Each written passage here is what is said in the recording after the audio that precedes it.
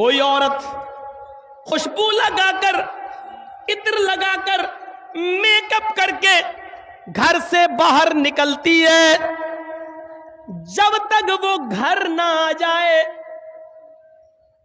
زانیہ لکھی جاتی ہے۔ سن رہے ہیں؟ جو عورت میک اپ کر کے، جو عورت خوشبو لگا کر، جو عورت کریم پاؤڈر میک اپ سور کر جب گھر سے باہر نکلتی ہے تو اس پر اللہ کی، فرشتوں کی لعنت برستی رہتی ہے، اور جب تک وہ گھر کے باہر رہتی ہے زانیہ اور بدچلن لکھی جاتی ہے۔ اب وہ بازار سے یا میک اپ کر کے گئی اور باہر سے گھوم کر جب وہ اپنے گھر پہ آ جائے تو اس وقت تک وہ نماز نہیں پڑھ سکتی ہے۔ نوٹ کریے، اس وقت تک وہ نماز نہیں پڑھ سکتی ہے جب تک کہ وہ ایسے غسل نہ کر لے، ایسے نہا نہ لے جیسے شوہر سے بیوی ملنے کے بعد، ہم بستر ہونے کے بعد جب بیوی غسل کرتی ہے اور نہا کر پاک ہوتی ہے، جب تک یہ عورت اس طریقے پر غسل نہ کر لے تب تک وہ نہ نماز پڑھ سکتی ہے نہ روزہ رکھ سکتی ہے۔ اب بتائیے ہم اسلام کے اس مشن میں کتنے گھل چکے ہیں؟ بتائیے اسلام کا، ہمارا اور ہماری بیٹیوں کا اسلام کیسا ہے؟ کیا پانی اور رنگ کی طرح ہے؟ کیا ہماری لڑکیاں، ہماری بیویاں کیا اس اسلام کے مزاج میں پوری کی پوری داخل ہیں؟ کون سی لڑکی ہے جو لپسٹک لگا کے نہیں آئی ہے؟ ذرا دیکھو تو۔ اب آپ کہو گے مولانا کہہ رہے دیکھو تو، جملے بہت جلدی پکڑتے ہو۔ اب دیکھنے کا مطلب یہ تھوڑی ہے کہ نقاب ہٹا کے دیکھیں گے، اور دیکھو کا مطلب یہ بھی ہے کہ آپ دیکھو نہ دیکھو، لیکن جب نقاب ہی نہیں ہے تو اپنے آپ دکھ جائے گا۔ آج کل نگاہیں نیچی کر کے کون چل رہا ہے؟ نگاہیں نیچی کر کے اگر چلیں گے تو ٹکر اور ہوگی۔ اچھا آپ ایمانداری کے ساتھ بتائیے، جلسہ ہو رہا ہے نا، عورتوں کی آواز آ رہی کہ نہیں آ رہی؟ دیکھ رہے ہیں؟ ہم تھوڑی دیر چپ ہو جائیں تو لیڈیز کی آواز یہاں آ رہی ہے۔ سسٹم صحیح نہیں ہے۔ ان عورتوں کا انتظام اتنی دور کرنا چاہیے کہ ان کی آواز مردوں تک نہیں آئے۔ اپنے مردوں تک کی تو سن نہیں رہی ہیں، آج مولویوں کی سنیں گی؟ نکال دو یہ ذہن سے۔ ایک مولانا صاحب نے خطبہ کیا تقریر میں جمعے میں، تو جمعے کا نماز پڑھ کے بیچارہ آدمی اپنے گھر گیا اور اپنی بیوی کو گود میں اٹھا کے ڈانس کرنے لگا، گود میں اٹھا کے۔ تو بیوی نے پوچھا واہ آج تو کمال کر دیا، جمعہ پڑھ کے گھر میں آئے ہو گود میں اٹھا لیا، آج بڑا رومانس کر رہے ہو، بڑا پیار کر رہے ہو۔ کیا مولانا صاحب نے محبت پہ خطبہ دیا کیا؟ رومانس پہ خطبہ دیا کیا؟ تو آدمی نے کہا نہیں، محبت اور رومانس پہ خطبہ نہیں دیا، مولانا صاحب نے آج خطبے میں بتایا ہے جو سب سے بڑی مصیبت کو خوشی خوشی اٹھائے گا وہ سیدھے جنت میں جائے گا۔ تو ہم تو مصیبت کو اٹھا رہے ہیں تاکہ جنت میں چلے جائیں۔ آدمی نے یہ جواب دیا۔ عورتیں چپ نہیں ہو سکتی ہیں، جلسہ جب بھی کرائیے تو عورتوں کا انتظام بہت دور کریے، یہ نہیں سنتی ہیں جلسہ۔ ایک آم کے پیڑ کے نیچے دو عورتیں بہت دیر سے باتیں کر رہی تھی، ایک آم ٹوٹا اور گرا ان کے پاس، تو چونک گئی ہے یہ آم کیسے ٹوٹ کے گر گیا؟ ایک عورت نے دوسری سے پوچھا یہ آم گرا کیسے؟ دوسری کچھ بتانے ہی والی تھی کہ آم خود بول دیا۔ آم بولا تم دونوں کی باتیں سن سن کے ہم پک گئے اس لیے گر گئے، اتنی دیر سے تم لوگ بول رہی ہو پک پک دھک دھک کر گئے کہ ہم خود پک گئے اس لیے گر گئے۔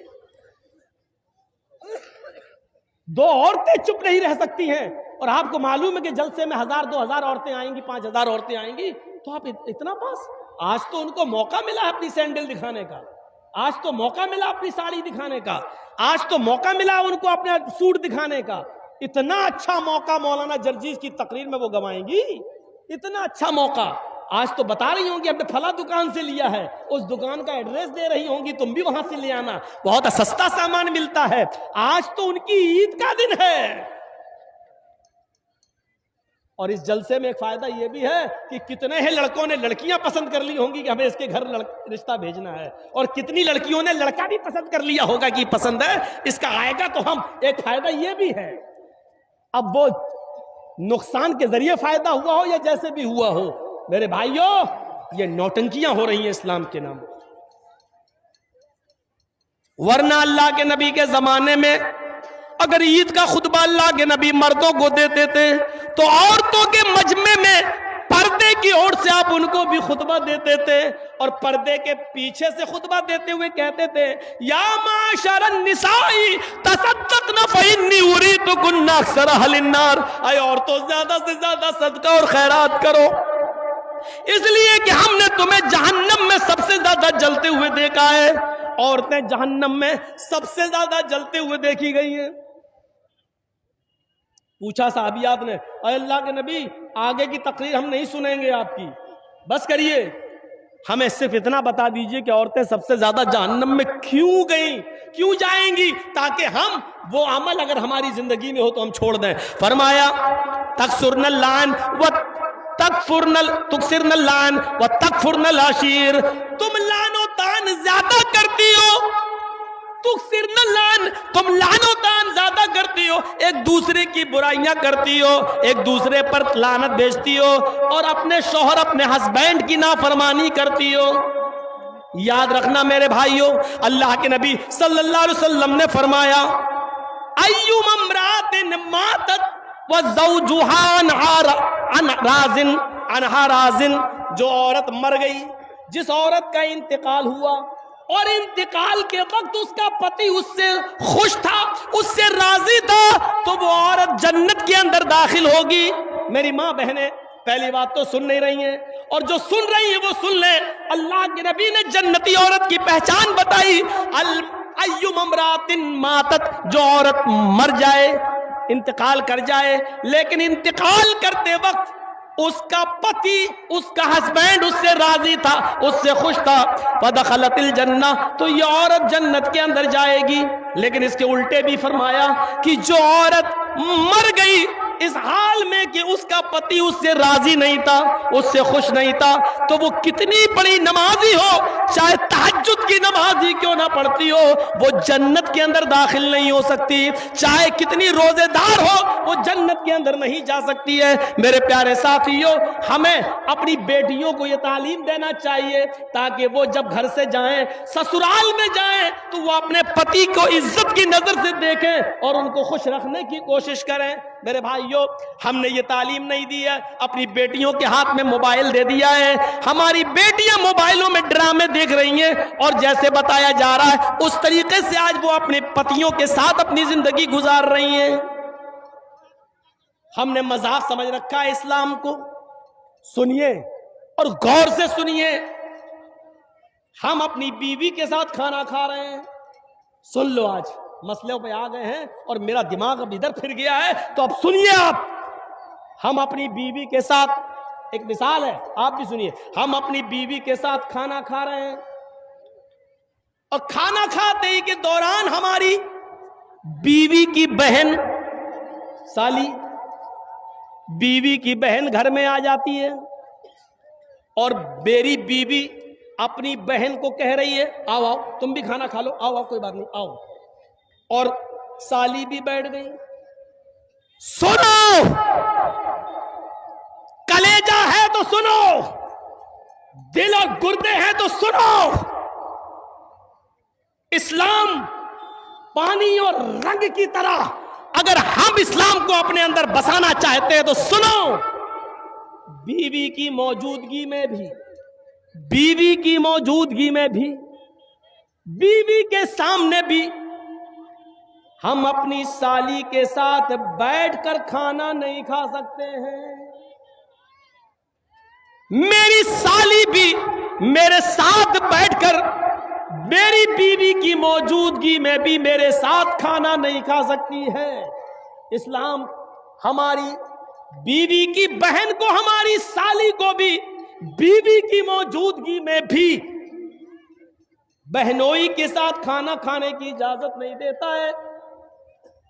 اپنی سالیوں کو स्कूल पहुंचाने वालों, अपने गांव से किशनगंज और सिलीगुड़ी तक ले जाने वालों, अपनी बाइक पर बिठा के घुमाने वालों, कान के पर्दे खोल कर सुन लो, तुम्हारी साली का बाप यानी तुम्हारा ससुर भी अगर तुम्हें इजाजत दे रहा हो और बीवी भी कह रही हो जाओ मेरी बहन को स्कूल छोड़ाओ, जाओ मेरी बहन को हॉस्पिटल लेकर उसको डॉक्टर के पास उसका इलाज कराओ, सिलीगुड़ी ले जाओ, बीवी की परमिशन के बावजूद, बाप की ससुर की इजाजत के बावजूद बहनोई के लिए जायज नहीं है कि वो अपनी साली को अकेले तन्हे तना अपनी बाइक या 4 व्हीलर पर सिलीगुड़ी ले जाए, किशनगंज ले जाए।